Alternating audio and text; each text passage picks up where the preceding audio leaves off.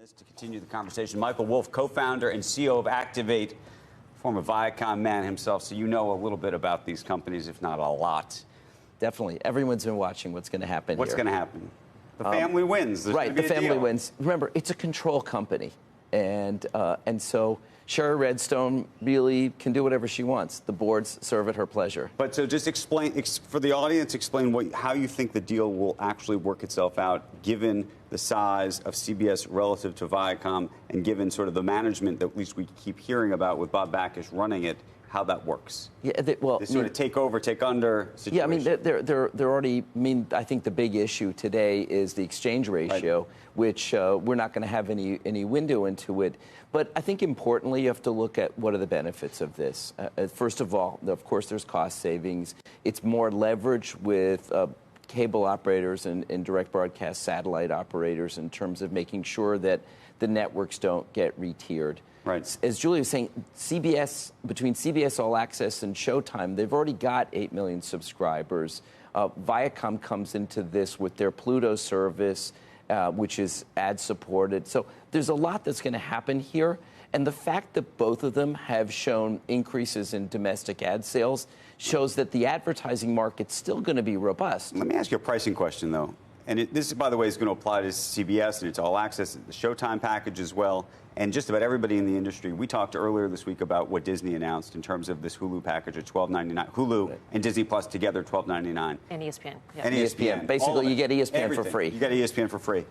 Doesn't that mean that effectively, as long as Disney's out there with that price, that it means that none of these guys are going to be able to raise prices, and what does that do to their business? Well, I mean, the issue... By the way, some not even raise prices. Some may actually have to lower their prices. Right. I mean, the bigger issue is not about the pricing. It's about the customer acquisition costs. So in some cases, they're paying as much as 30, 40% to Amazon to sell their services.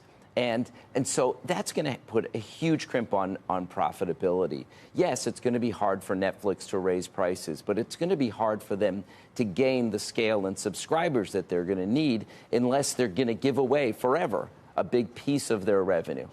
What does HBO do on HBO Max, pricing-wise, you think?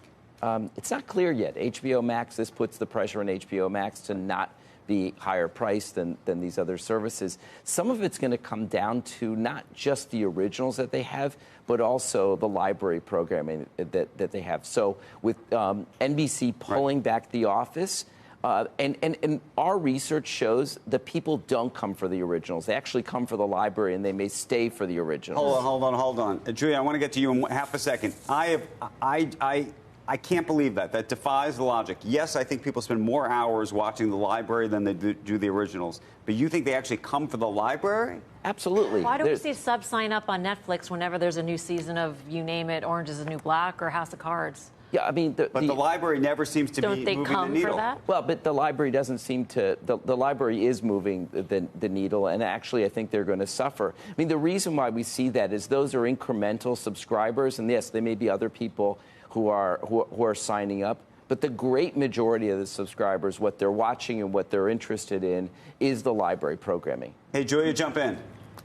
Yeah, well, I think it's interesting because you're talking about the cost of these services, how much people are going to be willing to pay, how all these different services are going to shake out. But I do think it's worth noting on the heels of those Viacom earnings that Viacom's big play here is in the free ad-supported content with Pluto TV. So I think as we see Disney, fight it out with Netflix and all of these other pay services, we are going to see the rise of these free ad-supported services. And part of that is just because that digital premium content ad revenue is so valuable in this space.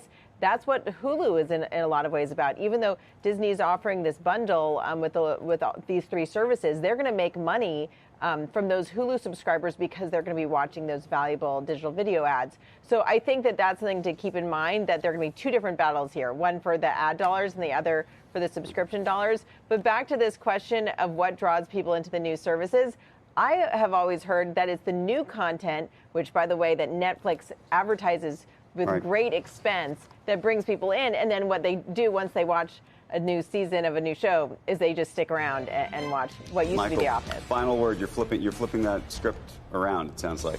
Yeah, all of our research shows the opposite, and we'll stick with that.